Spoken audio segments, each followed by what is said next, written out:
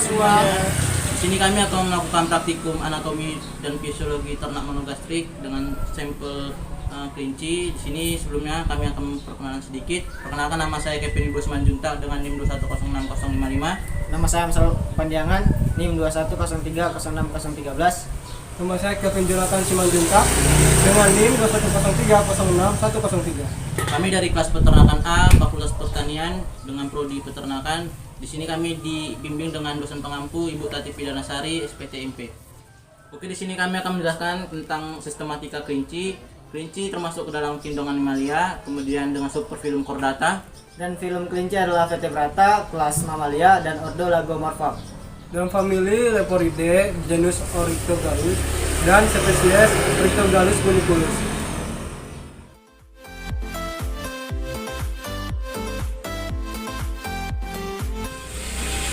Oke, di sini saya akan menjelaskan anatomi eksternal dari kelinci atau Oryctolagus funiculus. Yang pertama itu ada caput atau kepala, kemudian ada kolum atau leher. Selanjutnya ada trunkus atau badan. Yang keempat ada extremitas liberae, tangan atau kakinya. Yang terakhir ada caudal atau ekor.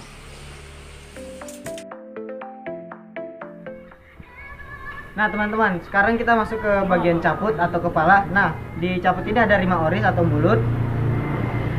Lalu di sini ada labium superior atau rahang atas.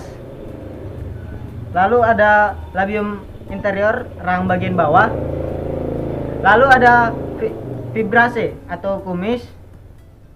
Lalu ada nares externus atau lubang hidung bagian luar. Lalu ada organus visus atau mata. Nah, di mata ini terdapat ada kornea, pupil, dan iris. Lalu selanjutnya ada palpebra atau kelopak mata. Nah, palpebra ini ada palpebra superior atau kelopak mata bagian atas. Lalu ada palpebra bagian bawah atau kelopak mata bagian bawah. Lalu ada plica seminalis. Itu terdapat di sudut mata dekat hidung. Lalu ada organus auditus atau pilnae atau daun telinga, kita sebut daun telinga. Lalu ada porus acuticus externus, lubang telinga bagian luar.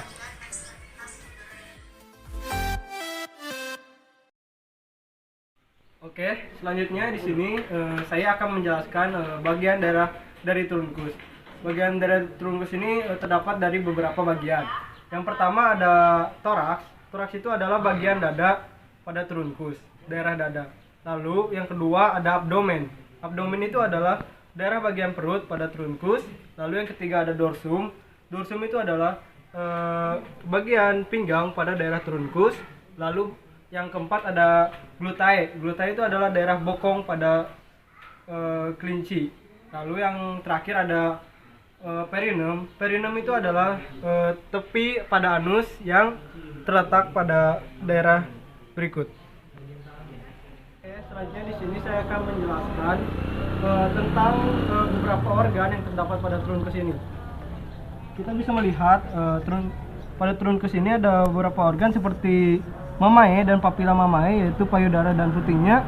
Pada kelinci jantan itu terdapat 2 buah, dan kita juga bisa melihat di sini ada anus, yaitu alat pembuangan feses atau kotorannya.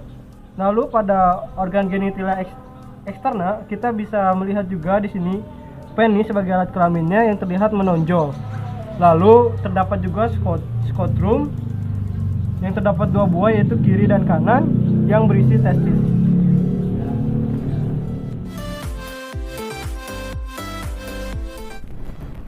Oke, selanjutnya kita masuk ke ekstremitas liberae. Nah, ekstremitas liberae ini dibagi menjadi 2 ekstremitas. Yang pertama adalah ekstremitas cranialis. Nah, ekstremitas cranialis ini terdiri dari 3 bagian. Yang pertama itu ada brasium atau lengan atas. Ini disokong oleh tulang humerus, yang kemudian ada antebrasium atau lengan bawah yang disokong oleh radius dan ulna. Yang terakhir ada manus. Nah, manus ini terdiri dari 3 bagian. Yang pertama ada karpus atau lengan atau telapak atas, kemudian ada metacarpus atau telapak bawah, dan terakhir itu ada digiti atau jari yang berjumlah 4. Oke, selanjutnya itu ada ekstremitas caudalis. Nah, ekstremitas caudalis ini dibagi menjadi 3 bagian. Yang pertama ada femur. Selanjutnya itu ada crus atau dengkul. Ini disokong oleh tibia dan fibula. Kemudian ada pes atau kaki. Nah, pes atau kaki ini terdiri dari 4 bagian.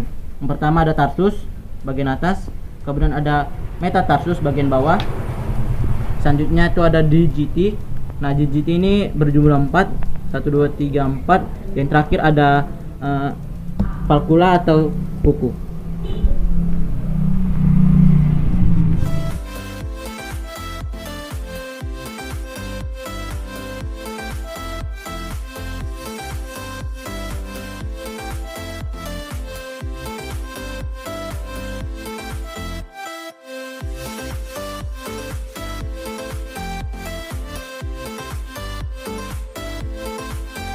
Sekarang kita masuk ke bagian internal dari kelinci.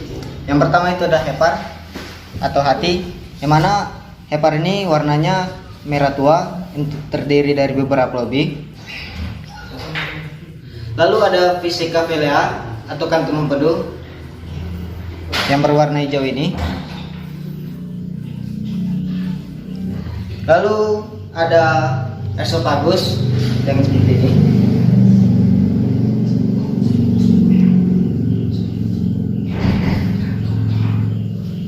Lalu masuk ke ventriculus atau lambung.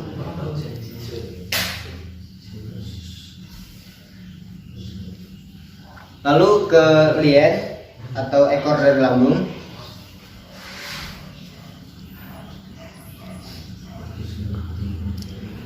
Lalu masuk kita ke institumentum atau usus halus yang berwarna kemerahan.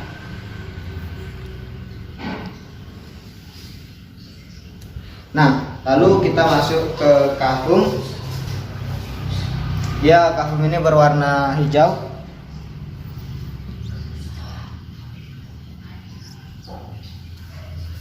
Lalu kita masuk ke institutum crassum atau usus besar. Ini.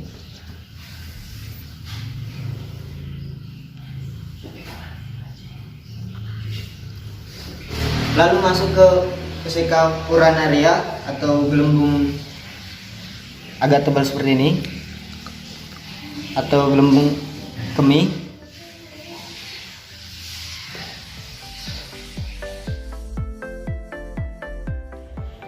Selanjutnya di sini saya akan menjelaskan bagian diafragma. Diafragma merupakan batas antara rongga dada dengan rongga perut. Diafragma ini gunanya untuk membantu pernafasan.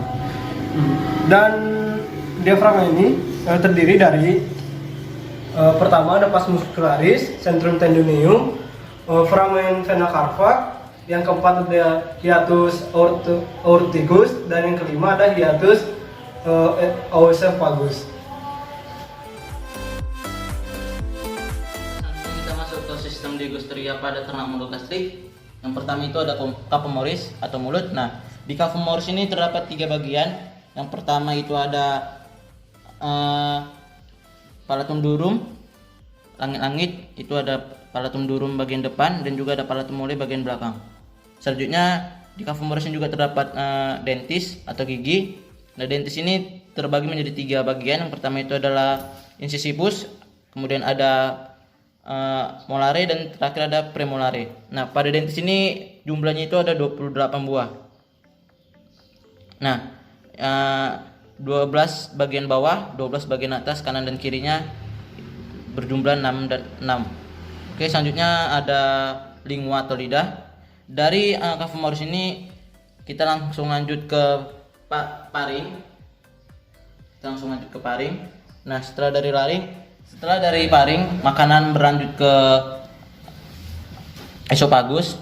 Kita bisa lihat esophagus. Kemudian setelah dari esophagus, makanan akan terus berlanjut dibantu dengan glandula-glandula yang terdapat di dalam esophagus ini menuju ke ventriculus. Nah, ini merupakan ventriculus. Setelah dari ventriculus, makanan akan terus berlanjut ke Stetinum tenio. Kita bisa lihat ini teman-teman, ini merupakan Stetinum tenio yang sebelumnya sudah kami ukur. Itu panjang dari Stetinum tenio ini kurang lebih 2,7 meter atau 275 cm. Sebelumnya kita bisa tahu bahwa Stetinum tenio ini terbagi menjadi 3 bagian, yaitu ada duodenum. Duodenum itu adalah bagian yang terdapat pankreas, kemudian ada jejunum. Setelah dari jejunum ada ileum. Nah, setelah dari Stetinum tenio, makanan akan terus berlanjut ke sesum. Nah, ini kita bisa lihat sesum. Bentuknya seperti manik-manik. Nah, di sesum ini makanan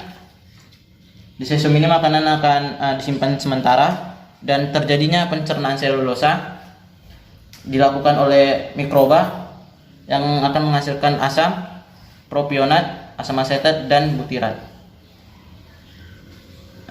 Setelah dari sesum, makanan akan terus masuk ke Stetinum crassum atau usus besar. Nah, di Stetinum crassum makanan akan terus berlanjut ke kolom. Dari kolom makanan akan terus berlanjut lagi ke rektum. Nah, setelah di rektum, makanan akan berlanjut di ujungnya, itu adalah anus. Dari sini makanan akan terus berlanjut ke anus, dan dia akan keluar melalui lubang anus.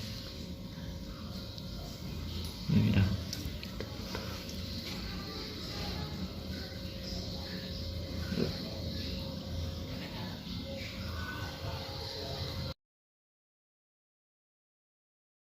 Ya teman-teman, sekarang kita masuk ke glandula diskoteria, yang mana glandula diskoteria ini memiliki bagian-bagian. Yang pertama itu adalah glandula salivari, yang mana glandula salivari ini merupakan kelenjar-kelenjar ludah yang berada di rongga mulut.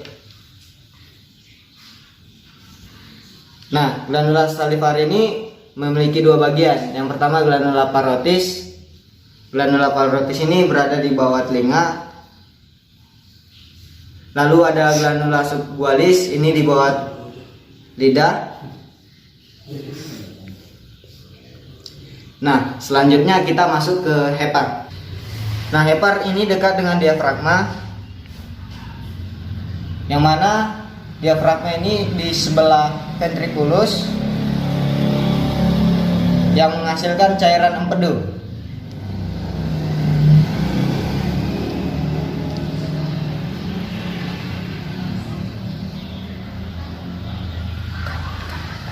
Nah, setelah kita dari vesica velea atau kantung empedu, masuk kita ke pankreas. Pankreas ini terdapat di antara duodenum, yang mana pankreas ini menghasilkan 2 macam getah, yang mana enzim yang disalurkan melalui pankreatikus atau ke duodenum, lalu hormon yang disalurkan langsung ke dalam darah.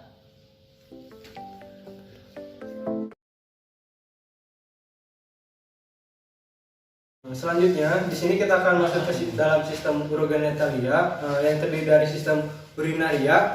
Ya, sistem urinaria ini terdiri dari beberapa bagian. Yang pertama ada ginjal atau ren, yang bisa lihat di sini. Dia berbentuk seperti kacang, lalu berwarna merah tua, dan terdapat sepasang dalam tubuh kelinci ini. Lalu ada juga kita bisa melihat di sini ureter, saluran yang keluar dari ginjal tersebut. Lalu selanjutnya kita masuk ke dalam vesica urinaria atau kantung kemih, dan di balik ini kita harusnya bisa melihat uretra yang terhubung langsung dengan kantung kemih, tempat mengalirnya urin dari kantung kemih. Dan selanjutnya kita di sini akan masuk ke dalam bagian-bagian ren atau ginjal. Fungsi ginjal ini untuk mengatur komposisi cairan dalam tubuh hewan. Yang pertama, bagian ginjal ini terdapat korteks. Nah, korteks ini adalah bagian luar dalam ren fungsinya untuk melindungi ren tersebut. Lalu kita masuk juga ke dalam korteks. Bisa lihat di sini. Korteks ini berwarna lebih merah dan eh, lebih pekat. Lalu kita juga bisa melihat medula yang berbentuk seperti segitiga yang terdapat beberapa bagian.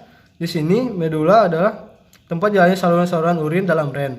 Lalu ada piramis Malpighi di sebelahnya.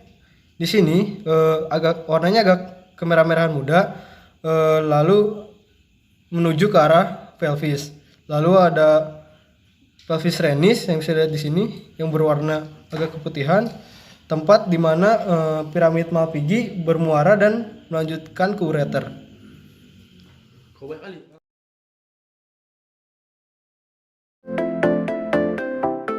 Oke, selanjutnya kita masuk ke sistem genitalia. Sampel yang saya gunakan pada saat ini adalah kelinci jantan. Nah, pada kelinci jantan itu adalah terdiri dari testes yang berukuran besar, berwarna putih dan terdapat pada skrotum. Di sini dia. Kemudian ada epididymis. Nah, epididymis ini dia terdapat di bagian ini. Terdiri dari 3 bagian, yaitu adalah caput epididymis atau bagian kranial. Kemudian ada bagian medial disebut dengan corpus epididymis di tengah-tengah. Selanjutnya ada cauda epididymis atau bagian ekor epididymis. Dan selanjutnya itu ada pasa efferentia atau ductus deferens. Dia terdapat di percabangan ini. Nah, di percabangan ini. Dan selanjutnya ada ductus deferens. Nah, pada waktu periodic analis inguinalis bersama-sama dengan pembuluh limpae, pembuluh darah dan saraf membentuk funiculus sperma. Dia ada di sini. Dia nanti membentuk sperma yang terdapat di dalam 2 kantung ini. Nah, ada ductus ejaculatorius. Nah, ini adalah ductus ejaculatorius. Dia tempat penyimpanan sel-sel sperma sebelum sampainya ke penis. Dan terakhir ada colliculus seminalis di bagian dalam sini. Oke.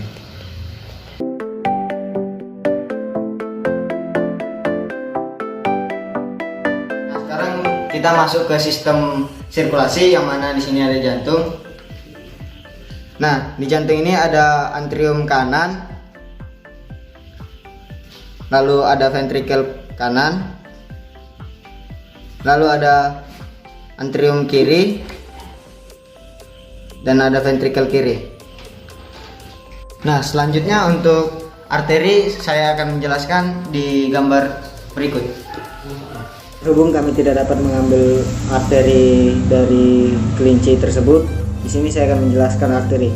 Yang pertama, arteri pulmonalis menuju paru-paru berisi darah kotor, lalu arteri keluar dari atrium dexter, lalu masuk ke aorta atau arteri besar, keluar dari ventrikel sinister yang berisi darah bersih, terbagi atas 3 bagian. Yang pertama, aorta centrans memiliki cabang-cabang, yaitu arteri coronaria sinister, lalu arteri coronaria dexter. Lalu ada arcus aorta atau cabang-cabang yang meliputi, yang pertama ada arteri coronis communis sinister, lalu ada arteri carotis communis dexter, subflavia dexter, selanjutnya ada arteri subflavia sinister. Nah, di aorta dextens memiliki 2 aorta. Yang pertama aorta thoracalis dan aorta abnormalis. Yang pertama kita masuk ke aorta thoracalis atau cabang-cabang yang meliputinya antara lain adalah arteri cholelga atau menuju ventriculus atau hepar dan lien. Lalu selanjutnya ke arteri mencentrica superior menuju ke instentum tenue. Lalu arteri rentalis menuju ren atau ginjal, lalu ada arteria spermatica internal pada jantan, lalu ada arteria lumbalis menuju dinding dorsal tubuh, lalu ada arteri mesenterica inferior menuju kolon.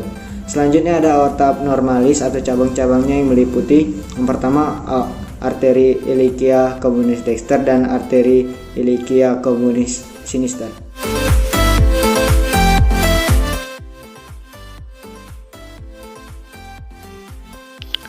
Selanjutnya di sini saya akan menjelaskan sistem sirkulasi peredaran darah yang terjadi pada Ortholagus cuniculus atau kelinci. Di sini organ yang terkait ada pulmo atau paru-paru dan kor atau jantung. Pertama, pulmo, karena terdapat banyak darah yang mengandung O2 yang akan dialirkan menuju atrium sinister melalui vena pulmonaris, yakni pembuluh vera yang mengangkut darah bersih.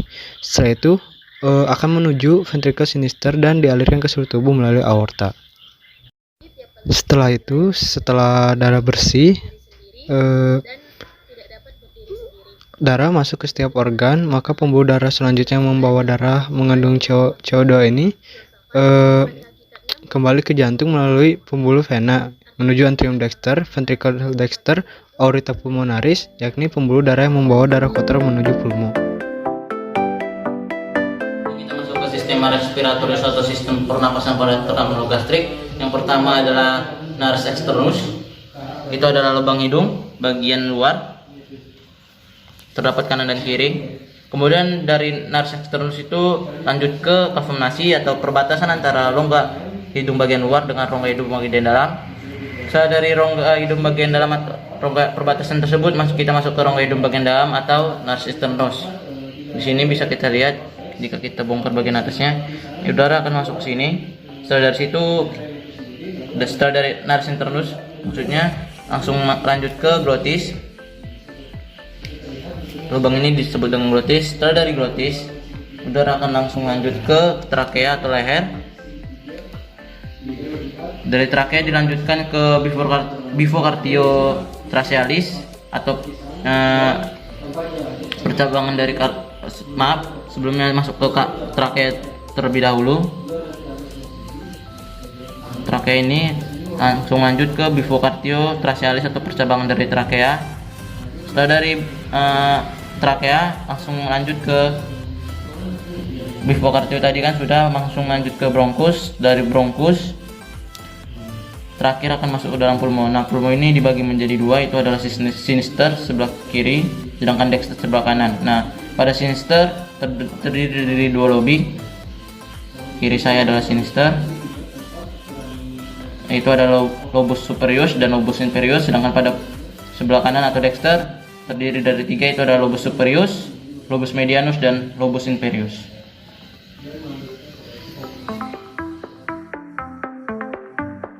Nah teman-teman, ini kita masuk ke bagian terakhir atau sistem saraf pusat. Di sini ada hemisphere cerebri, ada viscera longitudinalis cerebri, lekukan yang memisahkan kedua hemisphere cerebri.